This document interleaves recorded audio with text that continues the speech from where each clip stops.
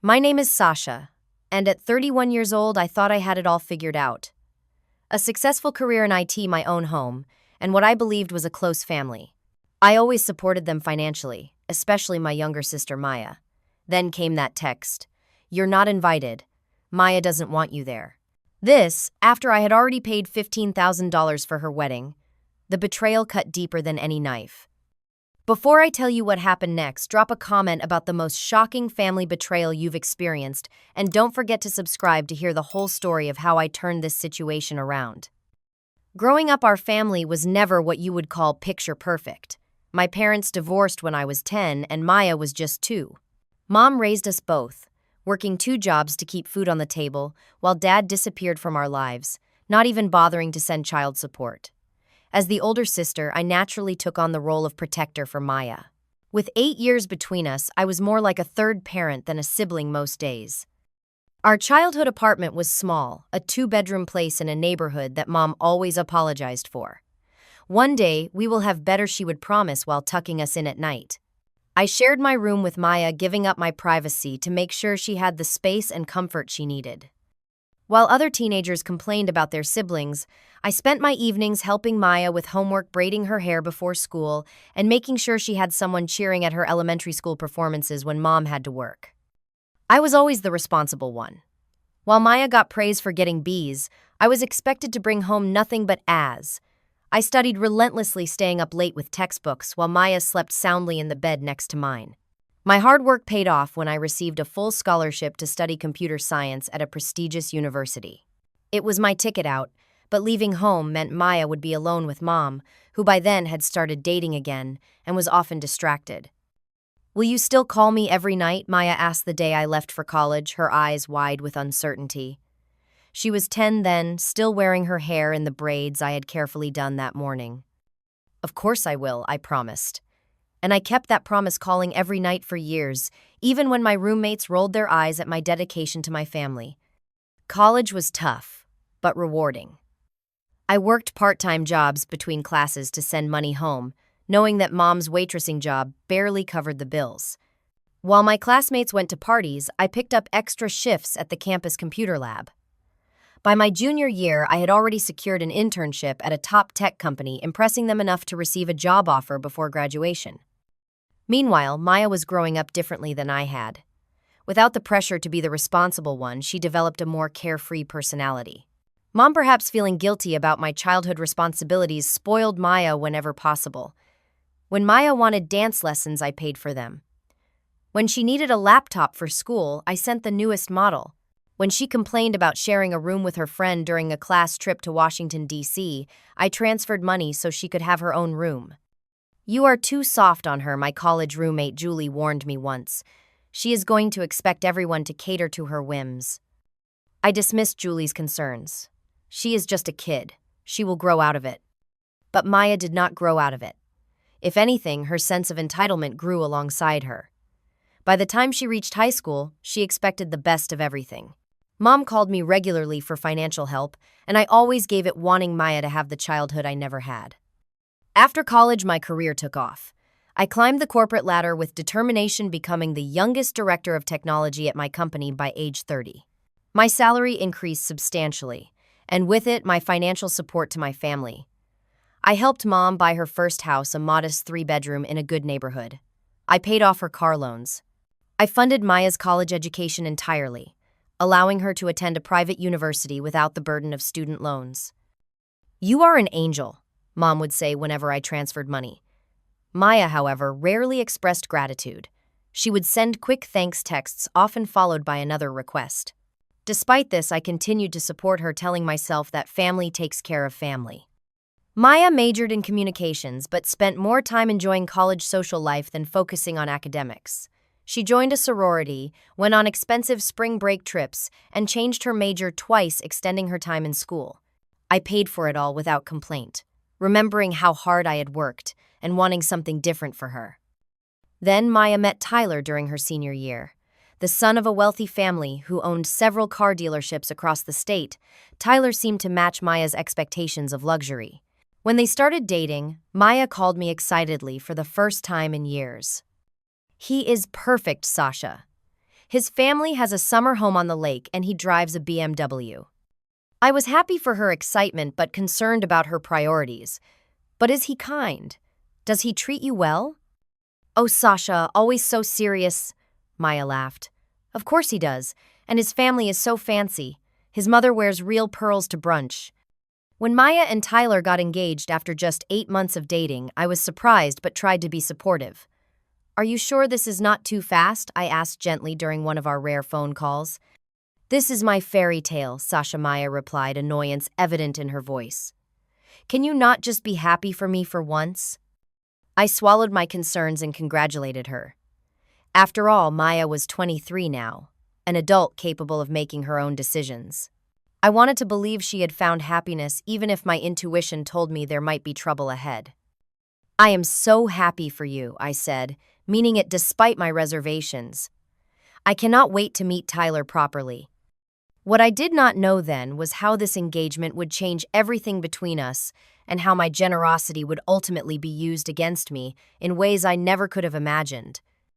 The wedding planning began almost immediately after Tyler slipped that 3-carat diamond ring on Maya's finger.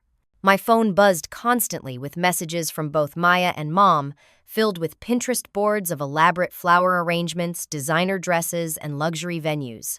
Maya had her heart set on a vineyard wedding with at least 200 guests, a live band, and a 5-course gourmet dinner. It is going to be absolutely magical, Maya gushed during one of our video calls. She spun her laptop around to show me the stack of bridal magazines on her coffee table. Tyler and I want a wedding no one will ever forget. I smiled, genuinely happy to see her excitement. It sounds wonderful. Have you and Tyler set a budget yet? Maya's face fell slightly. Well, about that.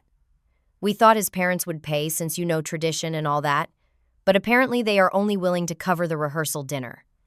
Oh, I said, surprised. From Maya's descriptions of Tyler's family wealth, I had assumed they would happily fund an extravagant wedding. What about Mom? Is she contributing?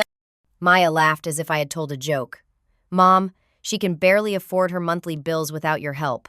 Besides, is not the bride's family supposed to pay? That means you, Sasha. Her words stunned me into silence. I had always helped our family, but I had never expected to fund an entire wedding, especially one as lavish as Maya was planning. Before I could respond, my phone rang. It was Mom. Sasha, sweetheart, she began, her voice wobbling with emotion. I know you and Maya just talked about the wedding. I feel terrible asking, but you know how important this day is for her. She deserves her dream wedding, and Tyler's family is being so difficult about the money. I listened as Mom detailed how Tyler's parents had claimed that since their son could have married into money but chose love, instead they would only pay for traditional groom's family expenses. According to Mom, they had implied our family was beneath them socially. Maya has been crying for days, Mom continued. All her friends are having beautiful weddings, and now she might have to settle for something small and embarrassing. Everyone will know we could not afford better. I felt a familiar pressure building in my chest. The pressure to fix everything, to make sacrifices so my family could be happy. Before I could think it through completely, I heard myself saying, I will help. I can contribute $15,000 toward the wedding. The squeal of delight from Mom was so loud I had to pull the phone away from my ear. Oh, Sasha, you are saving us. Maya will be so happy. True to form, Maya did not call to thank me herself. Instead, she sent a text, Mom told me. TTXX. Can you transfer the first $5,000 this week? We need deposits for venue. I transferred the money that evening, telling myself this was a gift of love for my sister. A week later, I flew home for what Mom called a wedding planning session at her house. Maya, Mom, Tyler, and I gathered around the dining room table, covered with wedding magazines and venue brochures. I found the perfect place, Maya announced, sliding a glossy brochure toward me. The Rose Hill Vineyard. They only do 10 weddings per year, so it is super exclusive. I looked at the pricing sheet and nearly choked. This venue alone is $12,000, Maya. That is almost my entire contribution. Tyler, who had been mostly silent, looked up from his phone. Well, we need somewhere impressive. My college friends expect a certain level of sophistication. He gave me a dismissive glance that made it clear he did not think I understood such refinements. Perhaps we could look at some alternatives, I suggested gently. There is a beautiful botanical garden nearby that costs half as much. Maya rolled her eyes. Sasha, no one cool gets married at botanical gardens. Those are for old people with birdwatching hobbies. What about the food? I tried again, looking at the catering options. Do we really need 5 courses? 3 would still be lovely and would save thousands. If you cannot afford to help properly, just say so, Tyler interjected, not bothering to look up from his phone this time. My parents said they would cover the rehearsal dinner at La Maison regardless of how modest the main wedding is. I felt my cheeks burn with both embarrassment and frustration. Here I was offering a significant amount of money and being made to feel inadequate for suggesting reasonable compromises. Mom must have sensed my discomfort because she quickly jumped in. Sasha is being very generous, she said, patting my hand. But perhaps we could look at increasing the budget just a little for Maya's special day. By the end of that meeting, I had somehow agreed to potentially contribute more if needed. Maya and Tyler got their vineyard, their 5-course meal, and their live band. I transferred another $5,000 the following week for vendor deposits, bringing my total contribution to $10,000 with $5,000 more promised for final payments. Maya did not call to thank me for this second transfer either. Instead, she texted, "Got the money. The photographers we want need $2,000 more than we thought. Can you cover?" I replied asking if there were other photographers within the original budget. Maya responded with a single word, "Whatever." She did not speak to me for 3 days after that until Mom called to tell me I was hurting my sister by being difficult about money during the most important time in her life. I felt like I was caught in a familiar trap. I wanted to set boundaries to be respected for my contribution rather than criticized for its limits. Yet the thought of ruining Maya's wedding, of being the bad guy in our family narrative once again, was too much to bear. So I continued to pay, continued to offer suggestions that were ignored, and continued to be treated as nothing more than a walking checkbook. What hurt the most was being excluded from most wedding decisions despite funding them. Maya and Mom would make choices and inform me afterward. We went with the orchid centerpieces. They are $200 more per table, but so worth it. You will see when you get the bill, Maya texted once. Not, "Would you mind if we upgraded?" or, "What do you think about this option?" Just the assumption that I would pay whatever they decided. As the wedding date approached, I began to wonder if anyone would even acknowledge my role in making this day possible. I imagined Maya thanking me in her speech, perhaps finally seeing how much I had always supported her. That hope kept me transferring money, kept me swallowing my hurt when Tyler made snide comments about my ordinary apartment or my boring tech job. Family is worth it, I told myself, as I approved yet another vendor increase. Maya will appreciate this someday. I had no idea then how wrong I was, or how quickly my generosity would be thrown back in my face. With the major expenses covered and vendors booked, the wedding preparations entered a new phase. Since I worked in technology, Maya asked if I could handle the digital stuff for the wedding. This included creating a wedding website, designing electronic save the dates, editing their engagement video, and organizing the digital guest list and RSVP system. "You are so good with computer things," Maya said during one of our rare phone calls, "and it will save us so much money if you do it instead of hiring someone." I agreed, readily, happy to contribute my skills, rather than just my wallet for once. I spent my evenings and weekends building a custom website from scratch, complete with their love story heavily romanticized at Maya's request, interactive maps to the venue accommodation information for out-of-town guests, and a portably sophisticated RSVP system. "The website looks basic," was Maya's only comment when I sent her the link to the finished product. "Can you make it more elegant, maybe with animation when people click things?" So I stayed up until 3 a.m, adding animations, improving the aesthetic, and incorporating more photos of the couple. When I sent the revised version, Maya responded with a list of 12 more changes she wanted. This pattern continued for weeks. I would complete her requests only to receive another list of demands within hours. "The font is not right. The colors do not match my exact vision. The map is too complicated for my friends to understand. Our story does not sound romantic enough." Each change meant hours more work for me on top of my demanding job. I was exhausted but determined to create something Maya would love. The electronic save the dates followed the same pattern. I designed what I thought was a beautiful animated announcement, but Maya insisted I redo it 7 times. The engagement video took me 40 hours to edit, combining footage from their photo shoot with music and effects. Maya made me change the soundtrack 3 times and re-implement every transition effect to match the exact style she had seen on a celebrity wedding video. "This still does not look professional," she texted after the 6th revision.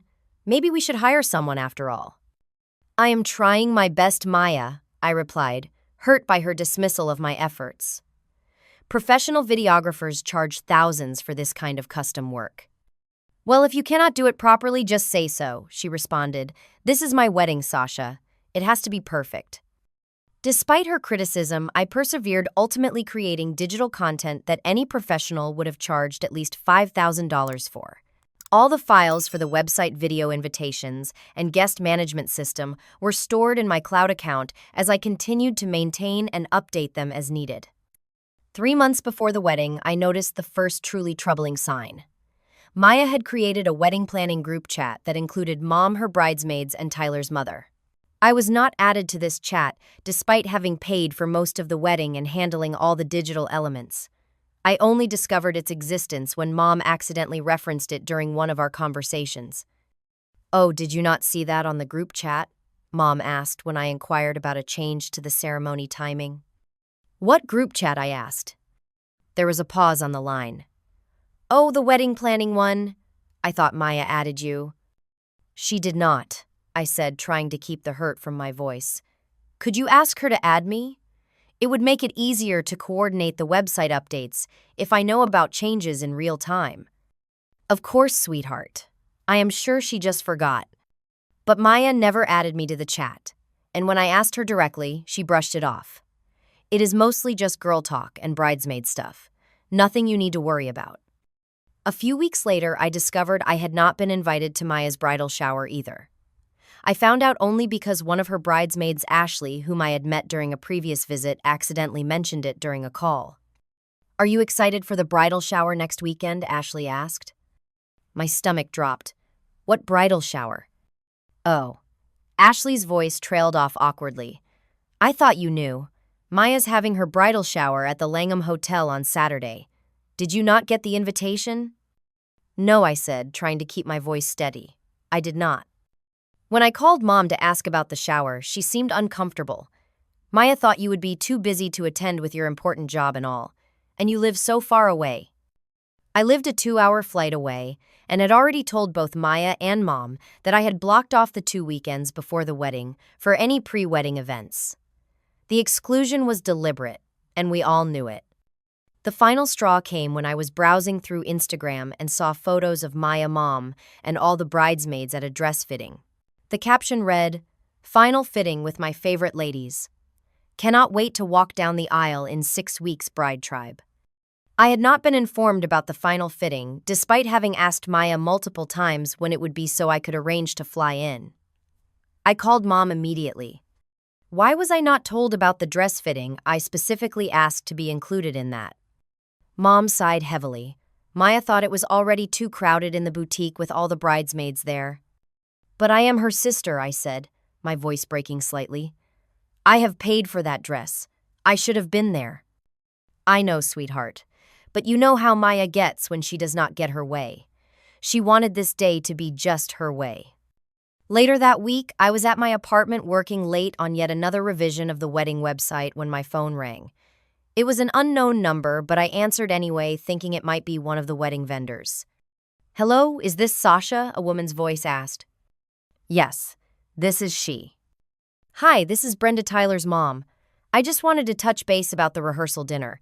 Maya gave me your email to send the invitation, but it bounced back." I frowned. "That is strange. Which email address did she give you?" When Brenda read off the address, I immediately recognized the problem. It was my old university email that had been deactivated years ago. Maya knew this. I had specifically told her to use my current email for wedding communications. "That is actually an outdated address," I explained. "Let me give you my current one." "Oh my," Brenda said, sounding genuinely concerned. "I hope you did not miss any other communications. Maya assured me she was keeping you in the loop since you are so generously contributing to the wedding." After that call, I felt a growing sense of unease. These were not innocent oversights. They formed a pattern of deliberate exclusion. Despite paying for the majority of the wedding and contributing countless hours of skilled labor to the digital elements, I was being systematically pushed aside. That night, I called my friend Jenny, who had always been honest with me about my family dynamics. "Jenny, am I overreacting?" I asked, after explaining the situation. "Am I being too sensitive about these wedding things?" Jenny replied firmly, "You are not overreacting. They are taking advantage of your generosity while actively excluding you. This is not normal sibling wedding stress. This is disrespect, plain and simple." Her words hit me hard because I knew they were true. But still, I made excuses. Maybe Maya is just stressed about the wedding. Maybe things will improve after. "And maybe you need to stop letting them treat you like an ATM machine," Jenny interrupted. "You deserve better, Sasha, from all of them." Little did I know that the worst was yet to come and that Jenny's words would soon prove prophetic in ways I could not yet imagine. 1 week before the wedding, I finally allowed myself to get excited.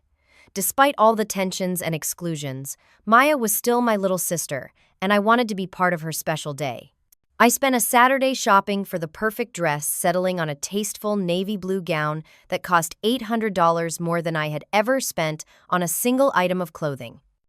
I also purchased a wedding gift, a pair of handcrafted silver and sapphire earrings that matched Maya's wedding colors, costing nearly $1,000. That evening, I called Mom to confirm the final schedule for the wedding weekend. I needed to book my flight and arrange for time off work. "Oh, let me check with Maya about that," Mom said, sounding strangely hesitant.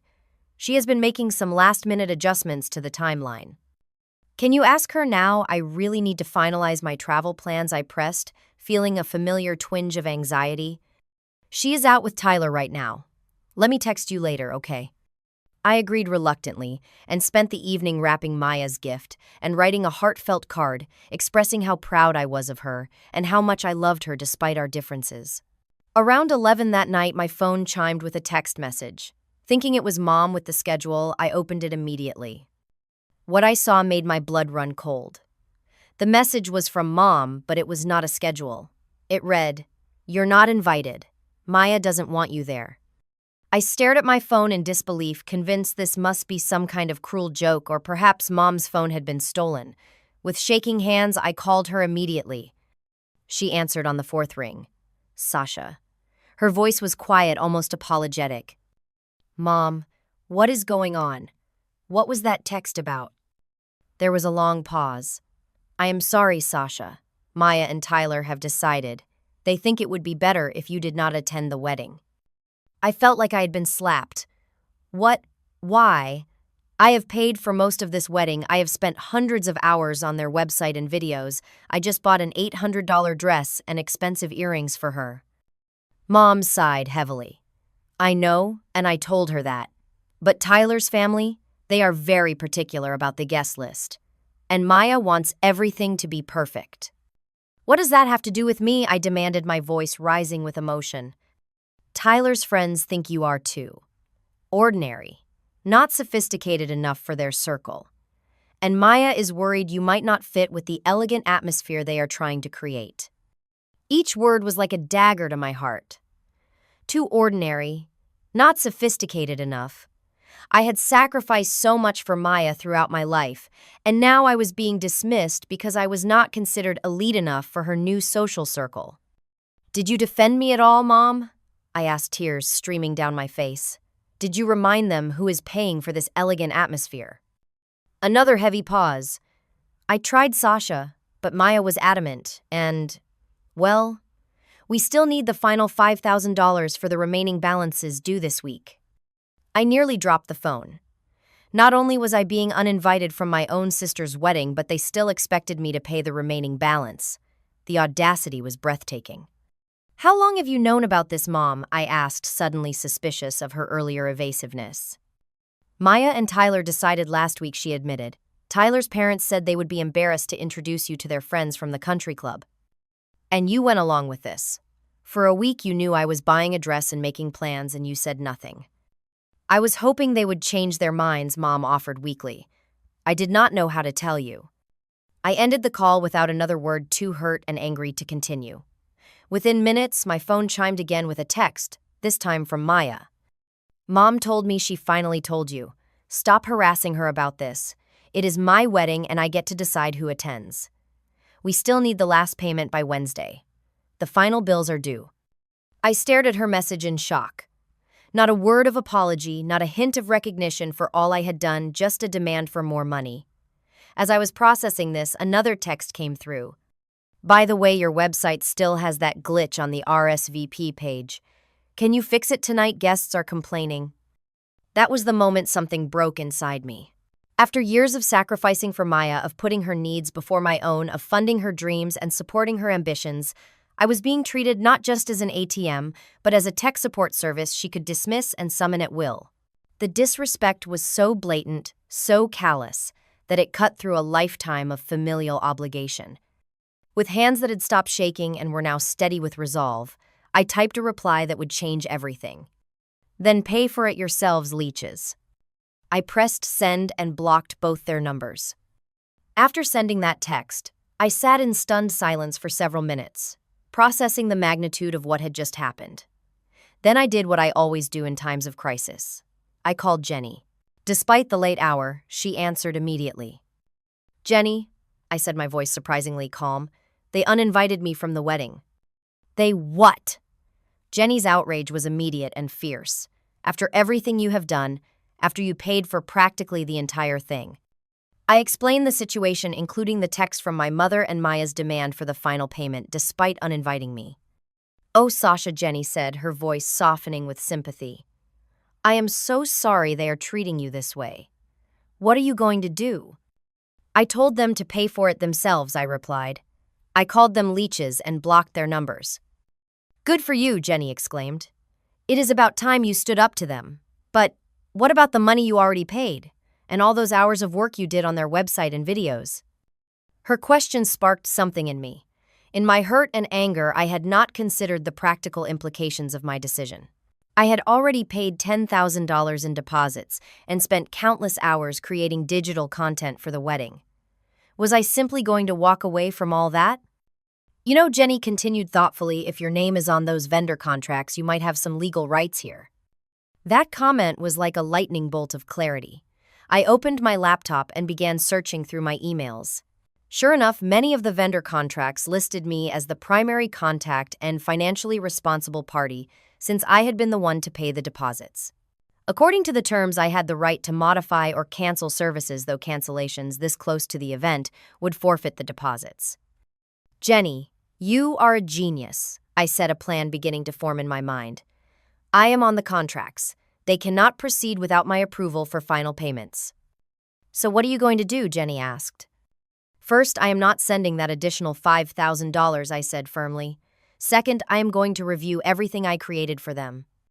After hanging up with Jenny, I opened my cloud storage account where all the wedding digital files were stored. There were 55 files in total. The wedding website code and content, the save the date videos, the electronic invitations, the custom RSVP system, the seating chart program, the photo slideshow for the reception, the specially edited playlist for the DJ. The vows Maya had asked me to proofread and format, and dozens of other digital assets I had created from scratch. I downloaded backup copies of everything documenting my work, and then one by one, I deleted the original files from the shared cloud folder. The website went offline immediately. The RSVP system stopped functioning. All the digital elements that I had poured my heart and expertise into vanished. Next, I pulled up the contact information for all the vendors. Starting early the next morning, I began making calls.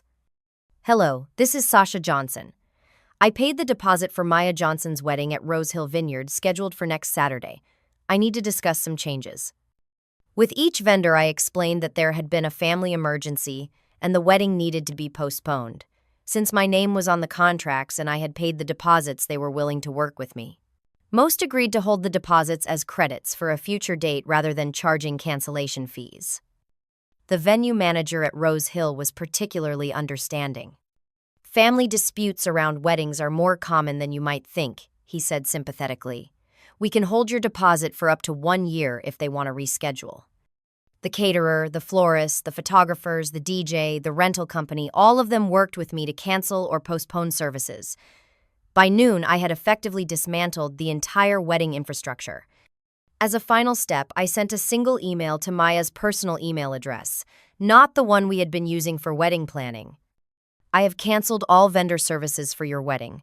The deposits I paid will be held for you if you choose to reschedule, but you will need to make new arrangements and pay any remaining balances yourselves. I hope you and Tyler will be very happy together in your sophisticated new life. Please do not contact me again. With that done, I turned off my phone, took a deep breath, and felt a weight lift from my shoulders. For the first time in my adult life, I had set a firm boundary with my family. It hurt deeply, but beneath the pain was a sense of rightness, of finally valuing myself enough to say no more. The weekend of what would have been Maya's wedding, I used some of that final $5,000 I had been saving to book myself a spa retreat in the mountains.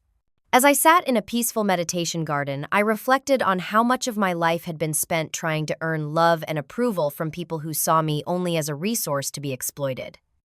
Never again, I whispered to myself, as the mountain breeze caressed my face. Never again. When I returned from my weekend retreat and turned on my phone, it exploded with notifications. There were 37 missed calls, 26 voicemails, and over 50 text messages from various family members, including several from numbers I did not recognize that I assumed belonged to Tyler and his parents. I scrolled through the texts first, each more desperate and angry than the last. "What have you done? The website is down, fix it now." The venue called and said, "You canceled everything, how could you do this to your sister? Tyler's parents are furious, you have ruined everything." The voicemails followed a similar pattern, starting with demands and escalating to threats. "Sasha, this is Maya.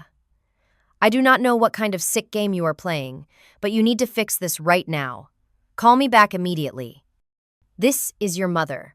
What you have done is unforgivable. Maya is hysterical.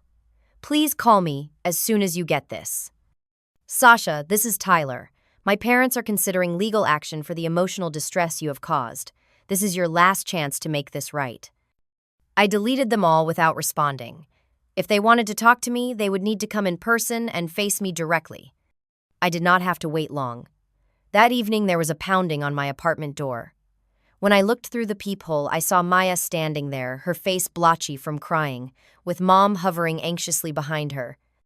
I opened the door but did not invite them in. "Can I help you?" I asked coolly. Maya pushed past me into my apartment. "How could you?" she screamed, her voice breaking. "How could you ruin my wedding like this? Do you have any idea what you have done?" I closed the door as Mom followed Maya inside. "I think it is pretty clear what I have done," I replied calmly. "I stopped paying for a wedding I was explicitly told I was not welcome to attend." "It is not about you," Maya shouted. "It is my day, and you have destroyed it because of your hurt feelings." I looked at my sister, really looked at her, and saw not the little girl I had helped raise, but a selfish woman who had taken my love and support for granted for far too long. "Maya," I said evenly, "you uninvited me from a wedding I was paying for. You excluded me from every meaningful pre-wedding event. You and Tyler and his family decided I was too ordinary to be seen at your fancy vineyard wedding. And then you still expected me to hand over the final payment and fix your website. What exactly did you think would happen?" "We just wanted a perfect day," Maya cried. "Tyler's friends are very particular and his parents have expectations. So your solution was to throw away your sister to impress people who clearly do not care about anything but appearances," I interrupted. "Do you have any idea how that made me feel?" "Sasha," Mom interjected, "we know you are hurt and we are sorry about that. But this is not the way to handle it. Maya's wedding is in 5 days. All her friends and family are expecting to attend. Tyler's family has guests flying in from Europe. Then Tyler's family can pay for the wedding," I replied firmly. "They are so wealthy and sophisticated after all." "They refused," Maya wailed. "They said this proves how trashy our family is, that we would commit to a wedding we cannot afford." I almost laughed at the irony. Well, they are right about one thing. We did commit to a wedding we could not afford. The difference is I was willing to pay for it anyway out of love for you until you showed me exactly how little that love means to you. Maya collapsed onto my couch, sobbing dramatically. My life is over. Tyler is going to break up with me. Everyone will be talking about this disaster for years. Mom sat beside her, rubbing her back. Sasha, please, there must be something we can do. Can you at least restore the website and digital things? Maya said you deleted everything. I did, I confirmed. I created those things for a wedding I was part of. When that changed, my work was no longer available. We can pay you for your work, Mom offered desperately. Would that help? I shook my head. This is not about money, Mom. This is about respect and basic human decency. For years, I have supported this family financially and emotionally. I have given and given, asking for nothing in return except to be treated with a minimum of consideration. And I could not even get that. I went to my desk and retrieved a folder containing printouts of texts, emails, and social media posts I had collected over the past months, documenting the pattern of exclusion and disrespect. I laid them on the coffee table in front of Mom and Maya. Look at these, I said quietly. Look at how you have treated me throughout this entire process. Look at how Maya talked about me to her friends, calling me boringly successful and aggressively unmarried. Look at how I was deliberately excluded from the bridal shower, the dress fittings, the planning, meetings. And then tell me again how this is all about my hurt feelings. Mom picked up the papers with trembling hands, her eyes widening as she read. Maya refused to look at them. I did not know, Mom whispered. Maya, did you really say these things about your sister? Maya crossed her arms defensively. It was just venting. Everyone complains about their family sometimes. This goes beyond venting, Maya, Mom, said her voice uncharacteristically stern. Sasha has done everything for you, for us. She deserved better than this. For the first time in my adult life, I saw my mother taking my side against Maya. The shock of it must have registered on my face because Mom looked at me with genuine regret in her eyes. I am so sorry, Sasha. I had no idea things had gotten this bad. I knew Maya was being difficult about the wedding, but I did not know she was deliberately shutting you out like this. Well, now you know, I said, not quite ready to accept her apology. Maya stood up suddenly.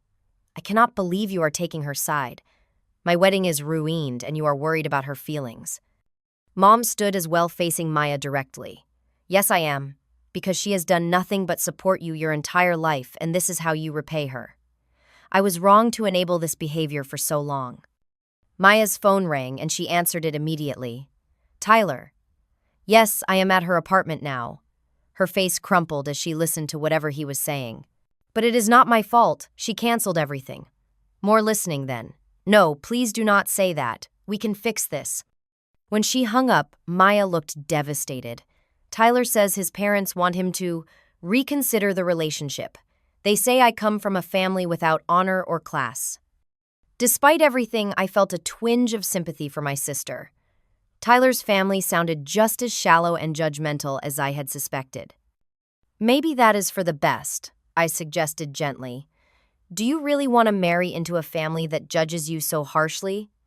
Maya looked at me with tears streaming down her face. You do not understand. I love him. If he loves you too, he will stand by you regardless of what his parents think, I pointed out, and if he does not, then you deserve better. The fight seemed to go out of Maya all at once.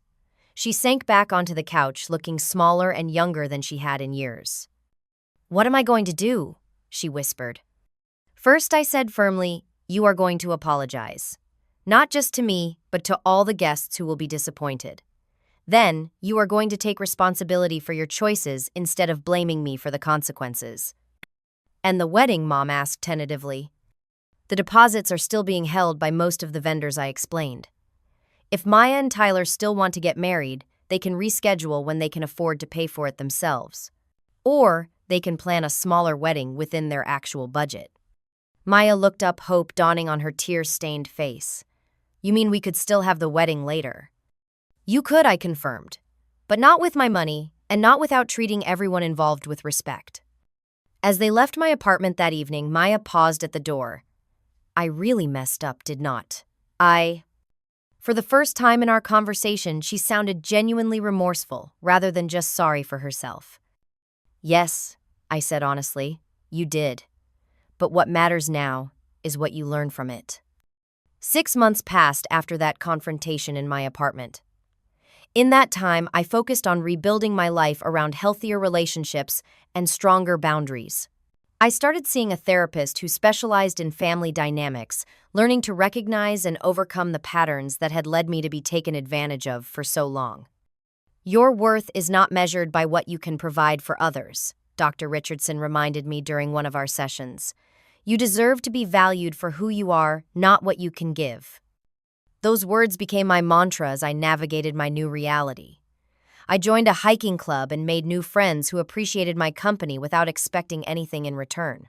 I dedicated more time to my own interests and ambitions, advancing in my career and even starting to date again after years of putting my personal life on hold to support my family. For the first 3 months, I maintained minimal contact with Mom and Maya.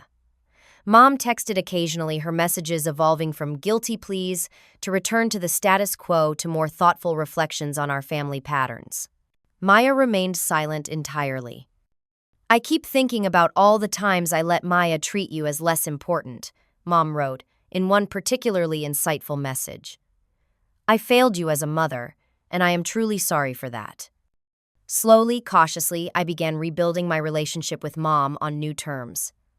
We met for coffee, then lunch, then eventually longer visits where we talked honestly about the past and how to create a healthier future. I enabled Maya's sense of entitlement, Mom acknowledged during one of these conversations. After your father left, I was so afraid of losing anyone else that I gave Maya whatever she wanted to keep her happy. I did not realize I was teaching her that her happiness was more important than everyone else's. What about Maya? I asked, still hesitant to broach the subject of my sister. How is she doing? Mom sighed heavily. Not well initially. The wedding was officially canceled. Tyler broke up with her 2 weeks later. His family apparently decided she was not suitable after all the drama. She moved back in with me for a while, very depressed and angry at the world. And at me, I assume I said. At first, yes, Mom admitted. But something changed about a month ago. She started therapy too, and she has been doing a lot of self-reflection.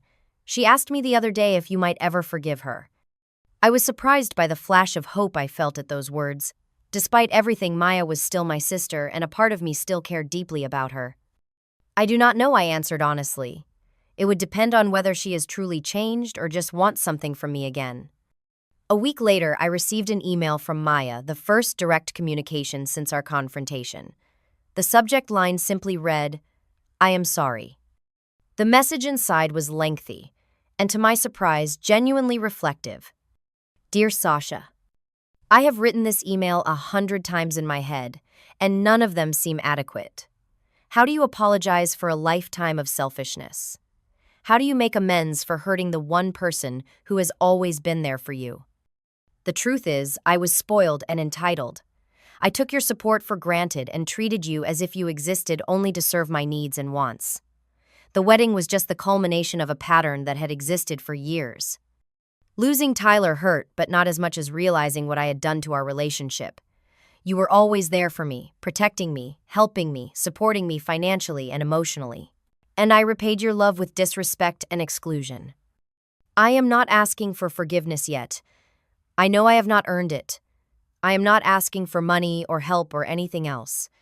I just wanted you to know that I am working on myself, trying to become someone worthy of being your sister again. If you ever feel ready to talk, I would like the chance to apologize in person. Love, Maya. I read the email several times, searching for the manipulation or hidden agenda I had come to expect from my sister. But it seemed genuine, a real acknowledgement of the harm she had caused and a desire to change. After thinking it over for several days, I replied with an invitation to meet at a neutral coffee shop the following weekend. When the day came, I arrived early, my stomach knotted with anxiety. Would this be another disappointment? Another instance of getting my hopes up, only to have them dashed. Maya arrived precisely on time, looking different than I remembered. Gone was the polished, entitled princess, who had demanded a vineyard wedding. In her place was a simpler, more authentic version of my sister wearing minimal makeup and casual clothes, her expression nervous but determined. Hi, Sasha, she said, her voice small. Thank you for agreeing to see me. We ordered coffee and sat at a corner table, an awkward silence stretching between us until we both started speaking at once. I wanted to say, "I have been thinking." We laughed tentatively, and I gestured for her to go first. "I have been in therapy," Maya began. "A lot of therapy, and I have realized some hard truths about myself and how I have treated you. I was jealous of you, Sasha. You were always so capable, so smart, so self-sufficient. I felt inadequate by comparison, so I tried to bring you down to feel better about myself." Her honesty surprised me. "I never saw it that way," I admitted. "I always thought you looked down on me for being ordinary while you pursued a more glamorous life." Maya shook her head. "That was all an act. I was terrified of failing, of not measuring up to you. Tyler and his fancy friends seemed like a shortcut to being special, to having an identity separate from being Sasha's little sister." We talked for hours that day, peeling back layers of misunderstanding and hurt that had accumulated over the years.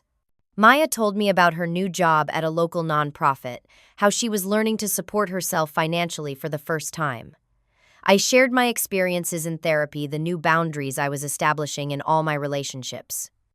"I do not expect us to go back to how things were before," Maya said as our meeting drew to a close. "I know I need to earn your trust again, and that will take time. But I would like the chance to try if you are willing." I considered her words carefully. "I am willing to start fresh," I said finally. "Not as the sister who takes care of everything for you, but as equals, supporting each other in healthy ways." Maya's eyes filled with tears. "That is all I can ask for. Thank you, Sasha." In the months that followed, we rebuilt our relationship slowly, cautiously. There were setbacks and difficult conversations, moments when old patterns threatened to reassert themselves. But there was also growth and genuine connection, the emergence of a relationship based on mutual respect rather than obligation and exploitation.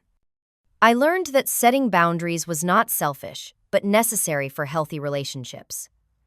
I learned that helping others is wonderful, but not at the expense of my own well-being.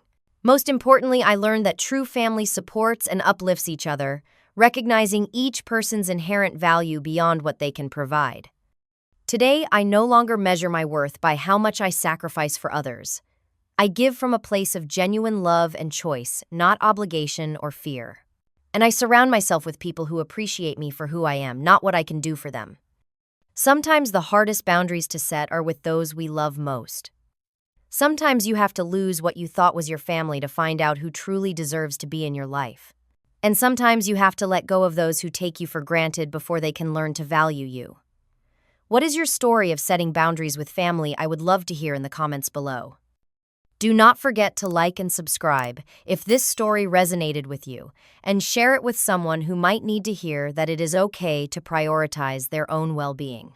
Thank you for listening, and remember, your worth is never determined by how much you give to those who do not appreciate you.